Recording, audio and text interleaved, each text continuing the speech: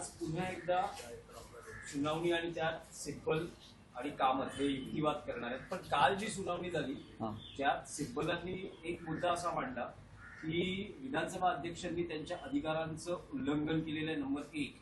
आणि नंबर 2, त्यांनी अशी मागणी केली आमदार अपात्रता प्रकरणाचा पहिला निकाल लागू द्या आणि चिन्ह आणि पक्ष त्या बाबतीत त्यानंतरचा निकाल. निवडणूक आयोगानं तेव्हाच्या राजेश कुमार आणि विधानसभेचे अध्यक्ष राहुल नार्वेकर यांनी आर्थिक आणि राजकीय दबावाखाली निर्णय घेतला. मी काय म्हणालो? आर्थिक आणि राजकीय दबावाखाली निर्णय घेतला. निवडणूक आयोगाला पूर्णपणे तेव्हा विकत घेतलं गेलं आणि निवडणूक आयोगानं लेजिस्लेटिव्ह पार्टी विधिमंडळातला पक्ष त्यातल्या फुटीवर विधानसभा अध्यक्षांनी जो निर्णय आधी घ्यायला पाहिजे होता तो घेतला. अधिकार त्यांना आहे.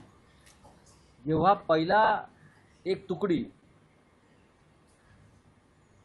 मला वाटतं 13 जणांची सुरतला जाणार आहे, सुरत जाणार आहे, त्या दिवशीच आम्ही अपात्रतेच्या कार्यवाही पूर्ण करण्यासंदर्भात आमचा आग्रह होता.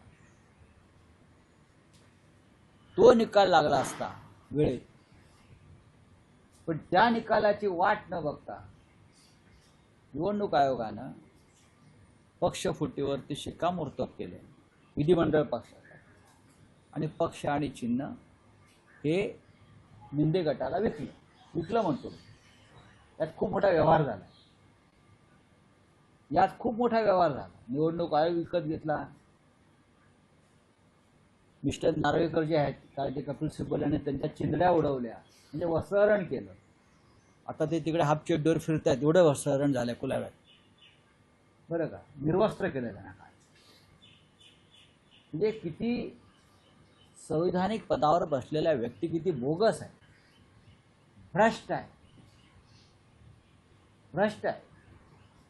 आणि मोदींच्या भाषेमध्ये बौद्धिक नक्षलवादी आहे. खरे बौद्धिक नक्षलवादी कोण आहेत? जे मोदींनी सांगितलं, निवडणूक आयोग हा बौद्धिक नक्षलवादी आहे. विधानसभेचे अध्यक्ष ज्याने बेकायदेशीर निर्णय दिला ते बौद्धिक नक्षलवादी आहे. ज्याने संविधान गाडून टाकलं ते बौद्धिक नक्षलवादी आहेत ना. त्याच्यामुळे कपिल सिब्बल यांनी सांगितलेलं आहे ते बरोबर आहे. तो निकाल आधी द्या की आपोआप पुढली गाडी सुरळीत होते. उत्तम युक्तिवाद, जबरदस्त युक्तिवाद आणि कायद्याला आणि संविधानाला धरून झालेला युक्तिवाद आहे. आणि कालच्या युक्तिवादानं अप्रत्यक्षपणे बौद्धिक नक्षलवादी कोण मोदी म्हणतात ते हे स्पष्ट झालं. आमच्या विधानसभेचे अध्यक्ष ज्याने विधिमंडळातली फूट ही पक्षातली फूट मानून निर्णय विकला, पक्ष विकला, हे बौद्धिक नक्षलवादी. आणि कोणत्याही नियमाचं पालन न करता निवडणूक आयोगाने तेव्हाच्या या विक्रीमध्ये सहभाग घेतला ते बौद्धिक नक्षलवादी. पण नार्वेकर म्हणतात कायदेशीररित्या नार्वेकर म्हणजे काय? डॉक्टर बाबासाहेब आंबेडकरांचे वारसदार आहेत का? नार्वेकर म्हणतात म्हणजे काय म्हणतात? जे नार्वेकर, तुम्ही नार्वेकरांचं ट्विटर हँडल बघा. विधानसभेचा अध्यक्ष हा पक्षपाती असू नये, कोणत्या पक्षाचा नसतो, हे जर आपण स्वीकारलं तर नार्वेकरांनी जी भाजपची नवीन राष्ट्रीय कार्यकारिणी प्रसिद्ध झालेली आहे ती त्यांच्या ट्विटर हँडलवर टाकून त्या कार्यकारिणीचं महान स्वागत केलेलं आहे. अशा नार्वेकरांविषयी तुम्ही मला काय सांगताय? आपण पक्षपाती आहात. आपण त्या पद्धतीने निर्णय घेतला आणि मी म्हणतो ना, आर्थिक आणि राजकीय दबावाखाली. ह्याच्यामुळे जर कोणाला वाईट वाटायचं असेल आणि मला नोटीस वगैरे असेल मी नोटीस स्वीकारायला तयार आहे. आर्थिक, मी वारंवार सांगतो, आर्थिक आणि राजकीय दबावाखाली हे निर्णय विधानसभा अध्यक्षांनी आणि तेव्हाचे जे निवडणूक आयुक्त होते राजेश कुमार त्यांनी घेतले. पण राऊतसाहेब, एकनाथ शिंदे बैठकीत आपल्या सहकाऱ्यांना असं म्हणाले की आपलाच राजकीय विजय होणार आहे आणि अजून आपला युक्तिवाद बाकी आहे. नाही नाही नाही, हा राजकीय विजय म्हणजे काय असतं? विजय, राजकीय विजय या शब्दाचा अर्थ जर कोणी मला सांगितलाय, बघा 3 गोष्टी ज्या आहेत. हे सरकार महाराष्ट्रातलं आणि देशात निंदे म्हणतात न्यायालयामध्ये आपला राजकीय विजय होईल. ते न्यायालय शब्द तिने वापरला का मला माहित नाही. आपला राजकीय विजय होईल. देवेंद्र फडणवीस म्हणतात सर्वोच्च न्यायालयातही तोच निकाल लागेल जो आधी लागला. बरोबर ना? आणि नरेंद्र मोदी असं म्हणतात की त्या गद्दारांना भेटल्यावर घाबरू नका, मी तुमच्या पाठीशी आहे. या 3ही स्टेटमेंट जर एकत्र केल्या त्यातून एकच अर्थ निघतो की ह्या सगळ्यांचा डाव जो आहे हा सुप्रीम कोर्टावर दबाव आणण्याचा आहे. या क्षणी कायदेशीर दृष्ट्या ते आत्ताच हरलेले आहेत. संविधानाचा विजय होईल. एकनाथ शिंदेच्या राजकीय विजयाचा आम्ही काय किंमत देत नाही बरं का. संविधानाचा विजय होईल, कायद्याचा विजय होईल आणि सुप्रीम कोर्टामध्ये न्यायाचा विजय होईल. त्यांचं हेही म्हणणं आहे. त्यांचं काय म्हणणं आहे? म्हणजे ते कोण आहेत कोणते? अजून आपला युक्तिवाद बाकी आहे. अहो, त्यांचा युक्तिवाद म्हणजे काय आहे? ते का रामशास्त्री आहेत का? हा, खोट्याचं खरंच करणार ना. ज्या पद्धतीनं आर्थिक आणि राजकीय दहशत निर्माण करून, दबाव निर्माण करून निर्णय घेतला, त्यांना असं वाटतं की ह्या वेळेला सुद्धा आम्ही ते करू शकू. पण त्यांचे वकील मनिंदर सिंग आहेत, त्यांनी यापूर्वी पक्षप्रमुख पद हेच चुकीचं आहे, बघा. हे असंविधानिक आहे असा युक्तिवाद केला होता. करू द्या ना. तेव्हा केला ना, तेव्हा त्याला परिस्थिती बदलली, तेव्हा केला. आता ह्याच्यापैकी कोणाच्या घरातून 200 कोटींच्या नोटा ईडीला सापडल्या त्यात आम्ही सांगू का? ते जे बोलतायत ना आता दिल्लीतल्या फार्म हाऊसमधून युक्तिवाद करणारे जे लोक आहेत, आता कोणाच्या घरातून 200 कोटीच्या नोटा सापडल्या, जप्त झाल्या, हा जरा तुम्ही अभ्यास करा, मग कळेल तुम्हाला की मी म्हणतोय ना आर्थिक आणि राजकीय दबाव. राजेश कुमारांपर्यंत आर्थिक व्यवहार झाला असा आरोप आहे तुमचा? 100%. मी आधी बोललो, निवडणूक आयोग हा माझा संदर्भ आहे. निवडणूक आयोगानं तेव्हा आमची शिवसेना बाळासाहेब ठाकरेंची, हिंदू हृदय सम्राटांची आणि धनुष्यपणा विकला आणि हजारो कोटीचा व्यवहार झाला. त्याच्यामध्ये दलालीचं काम अमित शहानी केलं. हे मी ऑन रेकॉर्ड बोलतोय. हे अजिबात कापायचं नाही. परिणामांची जी काय आहे तयारी ती माझी आहे, भोगायला मी तयार आहे. त्याशिवाय इतका संविधानाचा खून करणारा निकाल कोणी देऊ शकत नाही, मोठं आमिष मिळाल्याशिवाय आणि मोठी धमकी मिळाल्याशिवाय.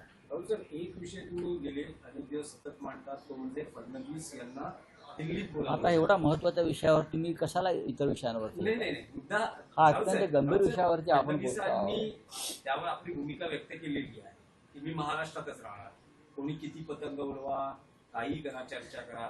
पण आता मिसेस फडणवीस असंही म्हणतायत की देवेंद्र फडणवीस हे महाराष्ट्राचे सेवक आहेत, त्यांना महाराष्ट्राची सेवा करू द्या, त्यांना का तुम्ही दिल्लीला पाठवता? नाही, आम्ही कुठे म्हणतो ते महाराष्ट्राचे सेवक नाहीत. ते महाराष्ट्राचे महान सेवक आहेत. या महान सेवकांना असं सांगितलं होतं की जोपर्यंत वेगळा विदर्भ होत नाही तोपर्यंत मी लग्न करणार नाही. असं या महान सेवकाचं वक्तव्य मला या क्षणी आठवत आहे. त्याच्यामुळे मी आमच्या वहिनीसाहेबांच्या भावना समजून घेऊ शकतो. पण शेवटी राष्ट्र महत्त्वाचं आहे ना. RSSसाठी, संघासाठी, भाजपसाठी राष्ट्र प्रथम आहे आणि मोदी प्रथम आहेत. जर मोदींची इच्छा आहे, जर राष्ट्राची हाक आहे, साध आहे, तर भले भले लोक यशवंतराव चव्हाणांपासून देशाच्या सेवेला गेले आहेत ना. महाराष्ट्र सेवेच्या पुढे राष्ट्रसेवा आहे. बाळासाहेब ठाकरे, माननीय हिंदू हृदय सम्राट, काय सांगायचे? आधी देश मग राज्य, ही आमची भूमिका. देशानं तर मला साथ घ्यायची, ते म्हणजे देशासाठी प्राण. ही तर काय, प्राण अजिबात द्यायचे नाहीत. इकडल्या बंगल्यातून दिल्लीच्या बंगल्यात जायचं आहे, पुढे काय? पृथ्वीराज चव्हाण मोठ्या बंगल्या मिळेल, खूप मोठा बंगला मिळेल. त्याच्यामुळे हळूहळू वहिनी साहेबांनी मानसिकता तयार केली पाहिजे. पृथ्वीराज चव्हाण यांनी एक दावा केलाय 2014 साली राष्ट्रवादी काँग्रेसच्या आशीर्वादामुळे फडणवीस सरकार सत्तेत आलं. नाही, मला त्याच्याविषयी माहीत नाही. सगळे एकत्र ते सत्तेमध्ये होते. त्या खिचडीमध्ये कुठे आम्ही नव्हतो, बरं का. आमची स्वीट डिश नंतर तयार झाली, खिचडी आधी होती. नाही रावसाहेब 2014च्या 2019च्या सत्ता स्थापनेची अनेकदा चर्चा होते, पण 2014ला जी सत्ता स्थापन झाली मग म्हणजे एकनाथ शिंदे ठीक आहे. विरोधी पक्षात हो, पण असे एकाच वेळेला किती प्रश्न घेणार होतो, हा वेगळा विषय आहे तो. बोले आप क्या है. जुन्नरमध्ये जे हत्याकांड झालं 10 वर्षीय त्या मुलीवर त्यांना घेऊन अत्याचार करून काय वाटतं मुख्यमंत्री गृहमंत्री राजीनामा द्यावा का? वाचलं मी काय वाचलंय मी. लहान मुलीवरती अत्याचार झाला. असं आहे की म्हणूनच मोदींची इच्छा आहे की राज्याची कायदा सुव्यवस्था पण सुधारायची आहे, त्याच्यामुळे मुख्यमंत्री बदलायला पाहिजे. गृहमंत्री आहेत ना राज्याचे, मुख्यमंत्री हे गृहमंत्री आहेत. मुलींवरती वारंवार अत्याचार होत आहेत, मुलींवर. संभाजीनगरचा आपण उल्लेख केला, पुण्यात त्या नसापूरचा काय तिकडला एक उल्लेख झाला, म्हणजे प्रकार घडला. जुन्नरचा काल मी वाचण्यात आलं माझ्या. लहान मुलींवरती हे नरभक्षक आणि नरराक्षक अत्याचार करून त्यांच्या हत्या करतायत. हा कायदा आणि सुव्यवस्थेचा विषय आहे, याविषयी सुद्धा वहिनी साहेबांनी बोलायला पाहिजे. किंवा महाराष्ट्राची जी सेवा सुरू आहे देवेंद्रजीकडून, त्या सेवेमध्ये या लहान मुलींचं रक्षण येत नाही का? लहान मुलींच्या अब्रूचं रक्षण त्या सेवेमध्ये मोडत नाही का? याच्यावर जर त्यांनी काही व्यवस्था दिली विधानसभेच्या भाषेत, तर महाराष्ट्र ऐकायला उत्सुक आहे. आणि मला असं वाटतं की या राज्याची कायदा व्यवस्था पूर्ण कोलमडली आहे, ती आता देवेंद्रजींच्या हातात राहिलेली नाही. त्याच्यामुळे त्यांना राष्ट्र साथ घालते. रस्ते आहेत तर अपघात होणारच असं शंकर मांडेकर म्हणतात. एक 11 वर्षीय चिमुकल्याचा मृत्यू झाला, त्यानंतर त्यांनी प्रतिक्रिया आधी दिली आहे. कसं पाहता या वक्तव्याकडे? त्याच्यावरती सुनेत्रा पवारांनी बोलायला पाहिजे, ते त्यांच्या पक्षाच्या आमदार आहेत. बोले शिंदे म्हणजे मुख्यमंत्री बदलायला हवा. शिंदेचे मंत्री आमदार अनेकदा ही भूमिका व्यक्त करतात की एकनाथ शिंदे हे आमच्या मनातले मुख्यमंत्री नाही होणार ते. आणि आमच्याकडे जेव्हा संख्याबळ असेल तेव्हा आम्ही या मुख्यमंत्री पदावर दावा करू. हो, बरोबर आहे. ते कशावर दावा करू शकतात? त्यांची महत्वाकांक्षा एवढी आहे की उद्या ते दिल्लीत जाऊन प्रधानमंत्री पदावर पण दावा करू शकतात. प्रधानमंत्री पदावर दावा करू शकतात, एवढी त्यांची राक्षसी महत्वाकांक्षा. त्याच्यामुळे त्या महत्वाकांक्षेचं काय करायचं हे प्रधानमंत्री मोदी आणि अमित शहा पाहतात. नाही, मग याला जोडून मुंडे साहेब ज्या वेळा काँग्रेसमध्ये जाणार होते असं म्हणताय. कपिल सिब्बल का युक्तिवाद किया था, उसका क्या कहना है? और दूसरी बात कहा कि ये बेचा गया है, इसके बारे में बताइए. मैंने बार बार ये कहा है कि हमारे पार्टी और हमारे पार्टी सिंबल को बेचा गया है चुनाव आयोग की तरफ से, अमित शाह की तरफ से. बहुत बड़ा हजारों करोड़ का डील हो गया उस वक्त, और हमारी पार्टी और हमारा सिंबल धनुष्यबाण तीर कमान ये एकनाथ शिंदे को बेच दिया. लगभग 5,000 करोड़ का डील उस वक्त हुआ था. ये बहुत बड़ा पाप किया, संविधान से छेड़छाड़ की, कानून को तोड़ दिया, नियमों को तोड़ दिया. विधानसभा के अध्यक्ष राहुल नार्वेकर और वहाँ उस वक्त के चुनाव आयुक्त राजेश कुमार और अमित शाह, ये तीनों में डील हो गई. और एकनाथ शिंदे को हमारी पार्टी शिवसेना हिंदू हृदय सम्राट जी और उनका सिंबल धनुष्यबाण उनको बेच दिया.